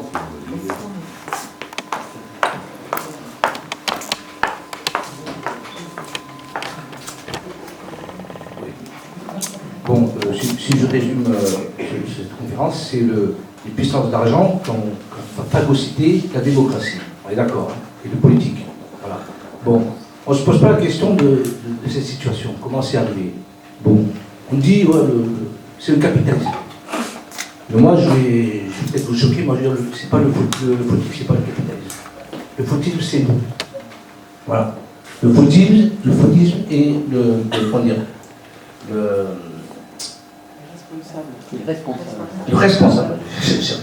responsable, c'est nous-mêmes. Pourquoi? On a laissé le pouvoir, l'économie, on a laissé l'économie des pays être privatisée. Voilà. C'est-à-dire, les puissances d'argent ont privatisé l'économie. Et comment c'est arrivé? On ne se pose pas la question. Voilà. Le pouvoir économique n'est plus politique. Le pouvoir économique est oligarchique, non démocratique. Comment c'est arrivé tout ça? On se pose la question. Personne n'a une idée? Non. Ben, la première question à se poser, c'est la privatisation, la création monétaire. Voilà. C'est l'origine de ce problème. On a privatisé la création monétaire et le crédit. Privatiser là. La création monétaire et le crédit. Ce qui nous a mené à cette situation. C'est-à-dire, l'économie d'un pays ou des pays sont privatisées, appartiennent à une oligarchie. Voilà. Et par conséquent, l'économie a été phagocytée. De fait, c'est le politique qui est phagocyté. Le politique obéit à celui qui le finance, à celui qui finance l'économie. On est d'accord? Voilà. Maintenant, il ne faut pas s'étonner à ce que ces puissances d'argent, maintenant, qui détiennent le pouvoir financier, le pouvoir économique, le pouvoir politique, législatif et tutti quanti, maintenant, imposent leur dogme.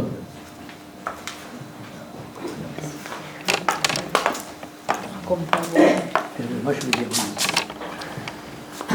Oui, moi c'est pas du tout sur le support théorique et politique que vous avez posé, qui est tellement, qui semble très très flagrant, quoi, mais il y a ici une partie du public qui est un public militant et qui est un public contestataire de la société actuelle, mais avec une façon de présenter, cette manière de présenter la situation, mais on est totalement désemparé. Parce que bon, on vit dans une société capitaliste, cette société, c'est elle qui est la société, c'est le capitalisme tel qu'il est développé, libéral, etc. aujourd'hui, financiarisé plutôt. Mais alors qu'est-ce qu'on fait? Qu'est-ce qu'on fait, nous les militants? On est cuits. Voilà, alors, est-ce qu'il n'y a pas dans vos remarques annexes, est-ce qu'il n'y a pas pas la solution, mais la voie que pourraient suivre les militants révolutionnaires, ou que je préfère appeler ça, c'est les militants de la transformation sociale? Quelle est votre réponse? On a été peut-être nous-mêmes victimes ou piégés à cause de notre peut-être manque de lucidité pour comprendre l'évolution en Europe, aussi au niveau national et au niveau européen, l'évolution de nos sociétés. Je crois qu'on n'a pas été suffisamment lucide, suffisamment pénétrant pour comprendre quels sont les mécanismes qui président l'évolution de nos sociétés. Par exemple, je pense à la question du poste national que j'ai évoqué tout à l'heure, c'est-à-dire les transferts des centres de décision, des lieux où publiquement on élabore et on dicte les lois et les règlements, le fonctionnement de nos sociétés, se déplacent des lieux représentatifs qui ont une légitimité démocratique et élective vers des institutions supranationales qui sont dépourvues de toute légitimité et démocratique et élective. Mais je pense que par rapport à cette perspective post-nationale, des pans entiers, y compris mouvements critiques des transformations de la société, etc., pour ne pas parler des révolutionnaires, eh bien, nous avons eu beaucoup d'illusions. On n'a pas été suffisamment vigilants, suffisamment lucides pour décrypter ces transferts des lieux de décision. Et on l'a découvert lorsque elle nous échappait entièrement, ces décisions. On a été séduit par les projets post-nationaux. L'eurocommunisme a été séduit par les projets post-nationaux européens en particulier. Vous savez, j'ai l'impression qu'à partir de 1945, et après les 30 glorieuses, C'est-à-dire lorsque les choses commençaient autour des années 70. On n'a pas été suffisamment lucide. Par rapport à tout ce qui était poste, c'était la mode du poste national, du poste démocratique, une démocratie participative, enfin à l'époque ça existait encore, avec Rochevallon et d'autres, post-moderne, et je pense qu'on a des pans entiers, des personnes qui devaient être plus vigilants que d'autres, ont marché dans les coups. Et aujourd'hui, on paye les prix. Et dans le post-modernisme, et dans les postes démocratiques, et dans les postes nationaux. Et en fait, on constate aujourd'hui que parmi tous ces postes, c'est plutôt vers l'arrière. Nous sommes dans les pré-nationales. Les gens revendiquent la souveraineté nationale, les souverainistes. On est dans les pré-démocratiques. On n'est pas dans les post-démocratiques. On est dans des sociétés où il faut réclamer la démocratie. Il n'est plus donné.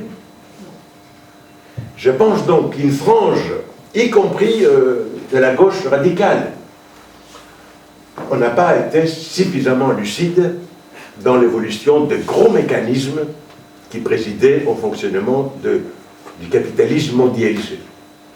Voilà une des raisons qui montre qu'aujourd'hui nous sommes, comme je disais, dans un état...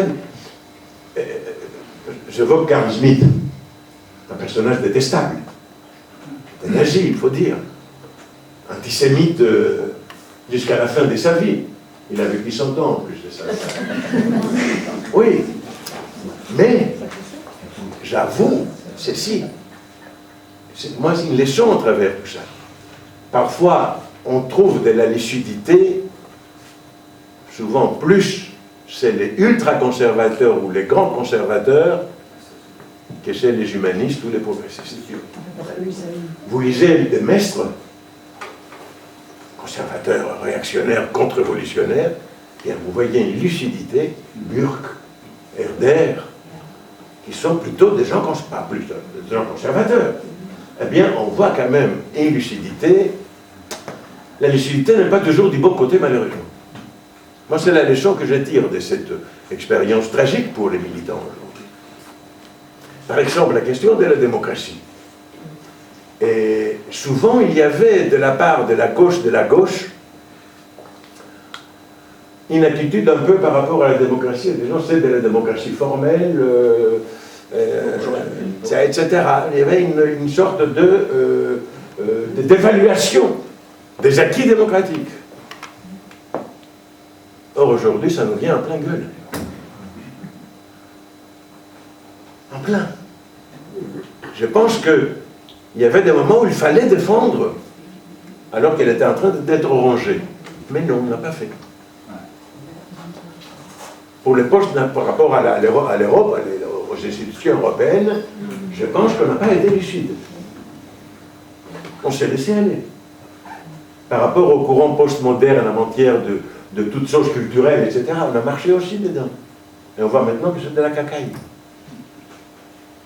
Vous voyez, donc voilà une des raisons pour lesquelles, vous savez, je suis toujours militant et je milite autant que je peux. Mais il faut rester lucide. Quelque part, on n'a pas été à la hauteur de la lucidité qui exigeait des mécanismes qui ont présidé à la mondialisation et singulièrement de l'Europe par rapport au reste du monde. On n'a pas été lucide. On a été séduit.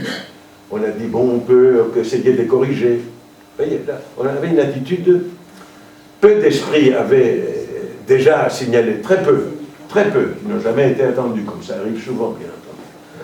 Donc je crois que voilà la première chose. Alors, pour votre question. Ceci dit, je pense qu'aujourd'hui, heureusement, il y a un peu partout. Il y avait en Belgique une grande manifestation contre les CETA, pardon.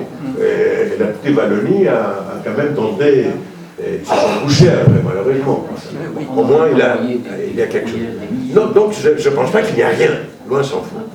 Mais je pense qu'il faut qu'on fasse aussi un travail de rétrospection à nous-mêmes, de bilan, en fait.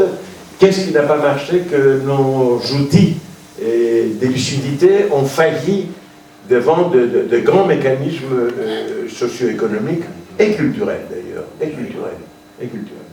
Alors, pour votre intervention, je crois avoir compris. Et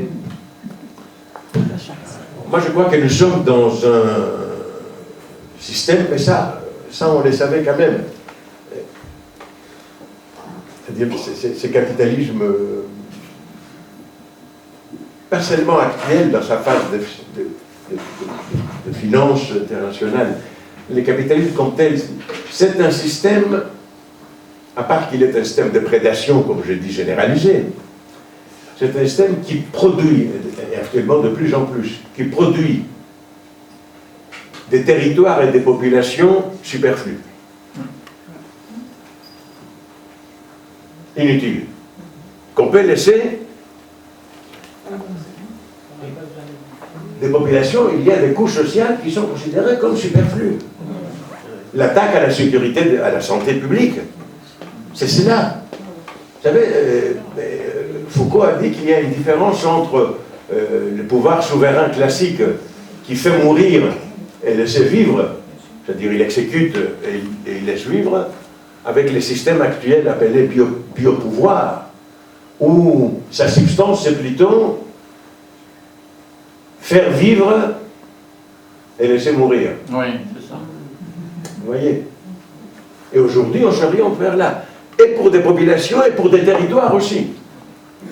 Tous les éléments perturbateurs que nous connaissons, essayez de les situer dans l'espace, sont des territoires nuls. Oui. Même s'il y a du pétrole à côté, c'est des espaces sans vie, considérés comme non habités. Vous voyez? Donc tous les problèmes de dérèglement climatique, en fait, tous ces ravages, c'est lié à ce système qui est un système de prédation et de rendre superflu, inutile, des populations et des territoires. Vous savez, les rapprochements, il faut se méfier beaucoup de comparaisons historiques. Parce que dans les comparaisons historiques, on a souvent tendance à à valoriser les similitudes au détriment des dissimilitudes. Ces derniers temps, et pour cause, on compare les années 20 et 30, l'Allemagne, qui a connu des états d'exception de 1919 à 1933, Hitler n'a fait que poursuivre ce mouvement, hein. Faut pas croire qu'il n'a rien fait de nouveau, sur ce plan-là en tout cas. Il faut donc se méfier de comparaison. Il n'empêche que si on se demande qu'est-ce que c'est la substance, le fondement de l'univers constatationnaire nazi. Ces dernières années, on parle beaucoup, bien sûr, du génocide, de la déportation politique, des résistants, etc. Qu'est-ce que c'est la substance de ces systèmes carcérales constatationnaires? C'est de rendre l'autre, c'est ce qu'on appelle la déshumanisation de l'autre. C'est-à-dire enlever à l'autre ce qui lui est propre, c'est-à-dire une volonté propre. Les considérer comme un objet. On appelle ça une réification. D'ailleurs, les nazis appelaient les déportés des stuks, des pièces. C'était des objets.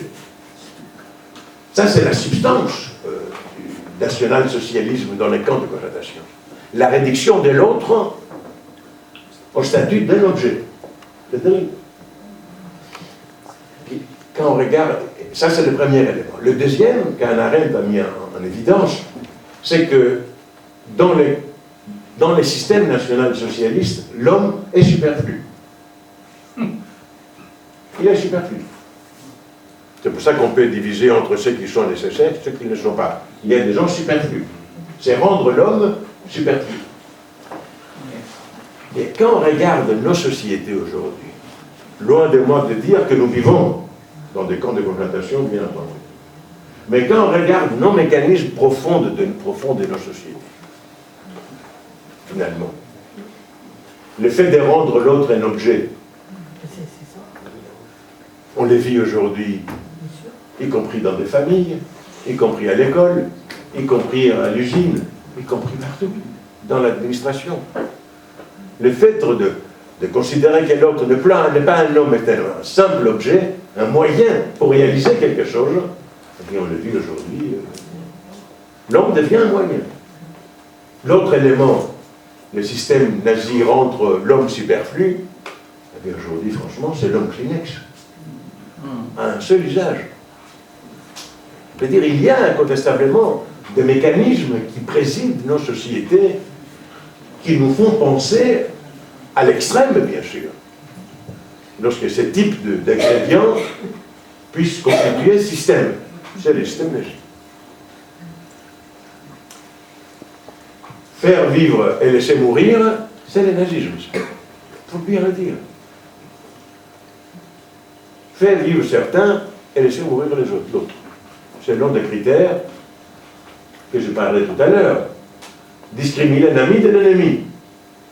C'est ça la politique pour Schmitt. Si la politique est réduite qu'à ça, tout est possible. L'ennemi, on va les criminaliser, on va les rendre... Et on va l'exécuter, et on va les laisser mourir dans le meilleur des cas.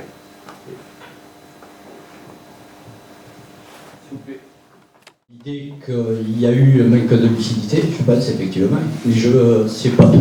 Je ne crois pas que ça explique tout. Je pense qu'à un moment donné, y compris dans le Parti communiste ou dans d'autres organisations qui veulent se battre pour le progrès social, le progrès humain, le progrès de la nature. Je pense qu'on a surtout cultivé la délégation de pouvoir plutôt que l'intervention citoyenne avec tous les droits qui permettraient de le faire. Et je pense que si on ne se travaille pas ça plus qu'autre chose, on ne s'en sortira pas. Je pense qu'il est de notre devoir de favoriser plus que jamais dans notre pratique politique de redonner du sens à la politique, c'est-à-dire l'intervention citoyenne et non pas à la démocratie qui donne plus de pouvoir à la délégation de pouvoir plutôt qu'aux citoyens. Parce qu'aujourd'hui, y compris dans un gouvernement de gauche, il n'y a pas eu un progrès depuis 30 ans en matière de droits aux salariés dans l'entreprise. Il n'y a pas eu plus de droits aux étudiants dans les facs, pas plus de droits à l'école, pour qu'ils soient acteurs de leur avenir. Pas un. Par contre, ce qui... Et on le voit aujourd'hui avec le conflit des policiers. Tout est fait pour discréditer ce qui est organisation, que ce soit syndical, que ce soit associatif dans certains endroits. Hein? Et on préfère favoriser voilà, les moments de colère, hein, alors que la vie, elle est organisée au quotidien, pas simplement comme ça, là, quand on a envie. Non, non, non, c'est pas ça. Et aujourd'hui, on entend, hein, c'est les flics en colère contre leur organisation syndicale, etc., etc. Diviser pour régner, comme on disait. Mais c'est là. Et je crois qu'on... sinon, ça voudrait dire qu'on a même sous-estimé ce qu'est le capitalisme, c'est-à-dire l'appropriation privée des richesses créées par le travail, par le commun, pour se l'approprier à titre privé. Et si on ne comprend pas le rapport de force que ça, si on ne travaille pas ça, ça veut dire que pour renverser ça, c'est l'intervention qu'il faut. C'est pas la délégation de pouvoir. Sinon, qu'est-ce que ça veut dire que rapport de force? Voilà. Pour moi, c'est pas que l'expression tout à l'heure qui a été employée, tracer une voie pour quelque part y voir clair, quoi. Votre propos est très mesuré. On a manqué de lucidité. Moi, je pense qu'on a manqué. Enfin, on a manqué. C'est pas pour dire notre déficit. C'est un déficit de pensée collective, mais de pensée aussi individuelle. C'est-à-dire que si nous faisons par exemple ce type d'université, c'est justement pour développer en chacun de nous une pensée propre d'abord, confrontée aux autres ensuite. Elle devient collective à ce moment-là. Et c'est ce processus que nous avons eu du mal à poursuivre, qui a été entamé quand même dans des périodes de l'histoire, mais interrompu brutalement, évidemment. Mais tout de même, C'est ça pour moi l'important. C'est que nous soyons à même, chacun, tel que nous sommes, avec nos outils propres, personnels, d'analyser quelque chose, de dire et de comprendre, d'essayer de comprendre. Et nous avons des outils. Seulement ces outils-là, on ne nous apprend pas à les utiliser. Je pense par exemple à la dialectique, à cette idée de voir brouillon. On me présente ça, qu'est-ce qui se passe, où ça va, enfin, un esprit critique, quoi. Je pense que c'est collectivement, je rejoins, c'était pas tout à fait ce qui était dit, mais tout de même, il y avait ça, qui a été dit tout à l'heure. Et c'est pas pour ça, pour nous accabler, au contraire, c'est pour essayer de voir comment on peut avancer, pas en sortir, parce qu'on n'en sortira jamais.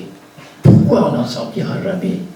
Parce qu'il y a une loi, j'allais dire, de la nature, qui fait qu'à un moment donné, un phénomène, il présente son contraire. Et qu'on doit donc résoudre ces contradictions. Je donne cet exemple. L'évolution des connaissances aujourd'hui, elle fait peur à chacun d'entre nous. On ne les connaît pas. On est largué, comme on dit. Or, qu'est-ce qui se passe dans la connaissance actuelle, dans le monde de la réalité physique? Ce sont des phénomènes formidables. Moi, je suis enthousiaste du mouvement actuel des connaissances. Ça devrait nous libérer dans notre pensée. Et pour moi, j'insiste là-dessus, c'est que chacun de nous est pas seulement un auditeur, mais un acteur, l'acteur principal. Quand on voit, soi-disant aux États-Unis, une démocratie où ils ont le choix entre un facho et une corrompue, c'est ce qui va nous arriver aussi.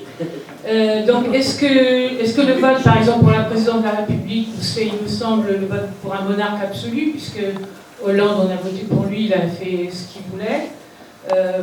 Donc, quel est le statut dans le régime que nous vivons, qui me semble n'est pas une démocratie, comme vous l'avez démontré? La réflexion qui nous mène à ça. Finalement, la conclusion de votre exposé oppose démocratie et capitalisme. Et là, on est dans une conclusion qui va à l'encontre totalement de cette idée qui avait fait Flores dans les années 80, vous savez, de ce penseur américain Fukuyama, qui considérait qu'on était à la fin de l'histoire, justement, parce que selon lui, le capitalisme réalisait la démocratie. Et donc là, on est vraiment là, frontalement opposé à cette conception. Et qui veut dire donc que lutter pour la démocratie aujourd'hui, c'est lutter contre le capitalisme. Les deux combats vont de pair, quoi. Je les crois fondamentalement. Et je pourrais répondre, notamment par rapport à votre intervention, c'est-à-dire, et le vote, et votre intervention aussi, l'intervention citoyenne et pas délégation, si j'ai bien compris. Regardons les choses froidement. Ici, j'ai essayé schématiquement de donner l'évolution de trois concepts juridico-politiques pour cadrer un peu les débats. Maintenant, on peut rentrer dans des trucs un peu plus ciblés. Je crois que les États que nous connaissons depuis, les États que nous connaissons depuis le 19e siècle, ils ont été formatés durant le 20e siècle comme États de droit démocratique,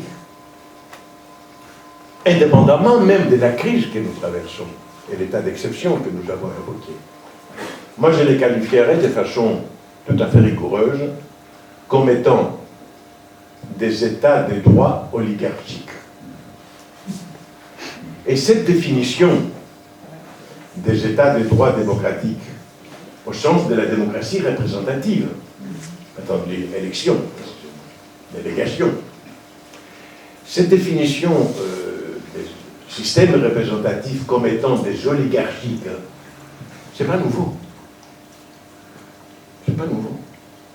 Aristote, d'abord Platon, Aristote, tous les deux ennemis de la démocratie. Souvent on a l'illusion qu'ils sont les créateurs de la démocratie athénienne, sont des opposants farouches du système démocratique. Eh bien, aussi bien dans la République, Platon et Aristote, dans les politiques, nous dit, je cite Aristote, il est considéré comme démocratique que les magistratures soient attribuées par les sorts, tirage au sort, et comme oligarchique qu'elles soient pourvues par élection.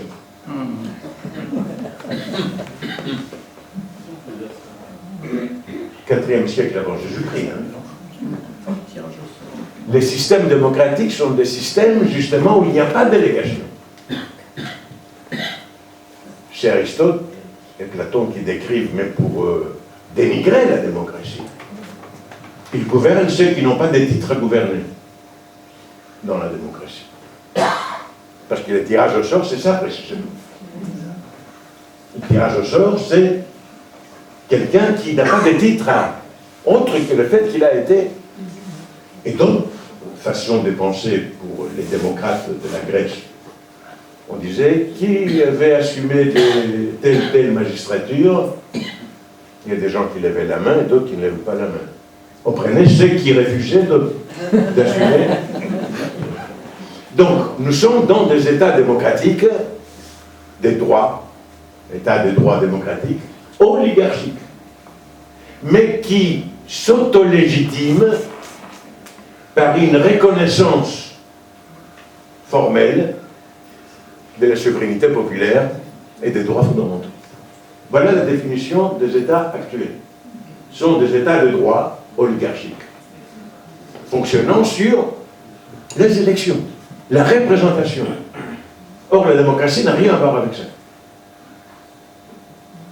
La démocratie, c'est la démocratie directe. L'intervention à l'Assemblée. Ça ne signifie pas qu'il n'y a pas des périodes déterminées, des délégations, d'exercice d'un certain nombre de tâches à réaliser. Comme il y a révocation permanente, bien entendu. Mais les élections et les systèmes représentatifs sont extérieurs à la conception de la démocratie antique telle que nous la connaissons et telle que partiellement a été mise en œuvre dans l'Antiquité grecque. Donc, je n'ai aucune illusion sur, quand je dis État de droit démocratique au sens de système représentatif actuel. Il n'empêche qu'aujourd'hui, nous sommes dans une certaine conjoncture, dans une certaine situation. Que faut-il faire? Défendre ou non la démocratie? La démocratie, l'État des droits démocratiques attendu au sens substantiel du terme.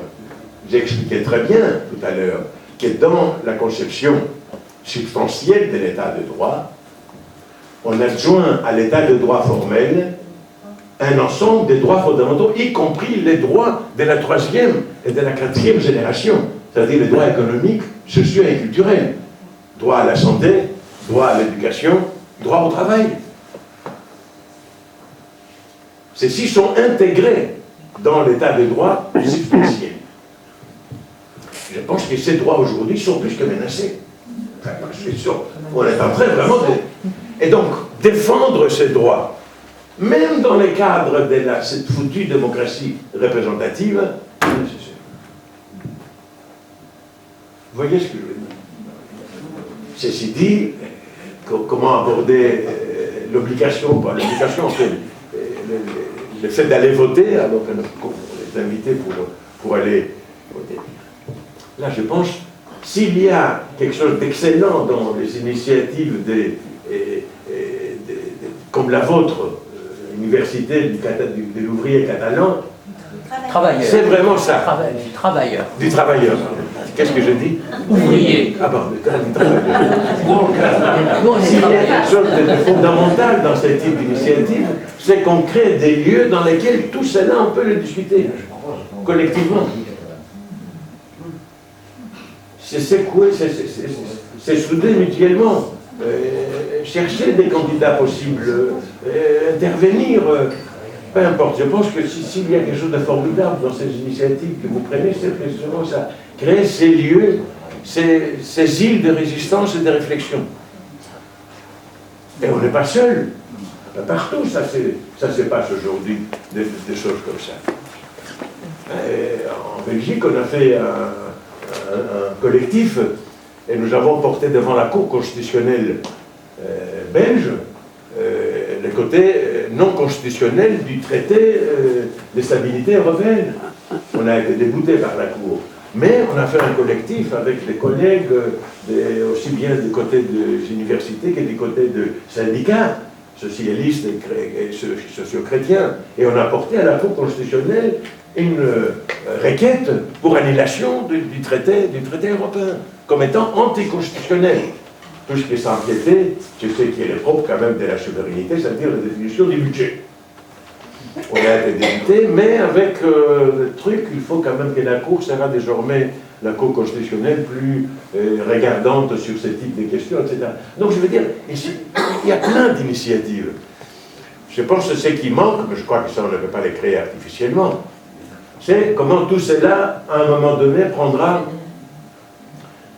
Puisque vous parlez de la dialectique, vous savez, il y a souvent, lorsqu'il y a une accumulation quantitative, comme on disait, il y a des mutations qualitatives qui se produisent. Et donc je pense, je ne désespère point, mais il faut rester lucide. On a failli un certain nombre de choses, on a été séduit par un certain nombre d'élans émancipateurs, qui sont avérés des pièges à con. Pardon, je le dis.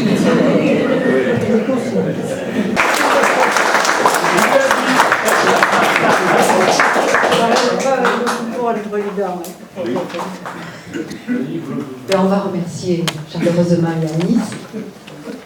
J'espère ne pas avoir été trop long. On va recommencer. Alors je vais revenir terre à terre avant que vous vous précipitiez vers le buffet, qui, je le rappelle, est toujours fraternellement alimenté par les participants à nos rencontres, par vous donc. Je voudrais vous inviter à aller vers la table de lecture, toujours composée, je vous l'ai dit, en partenariat avec la librairie Tancatis. Et enfin, notre université étant toute jeune, elle a donc plus besoin de sous que de messes. Nous vous invitons à soutenir l'UPTC en devenant adhérent pour la modique somme de 5 €, et plus, si vous le pouvez. Roger Rayot, notre trésorier, vous accueille avec des bulletins d'adhésion et même de renouvellement pour ceux qui sont déjà adhérents. Voilà, j'ai fait mon boulot de membre du bureau. À vous maintenant de choisir la table vers laquelle vous allez vous précipiter.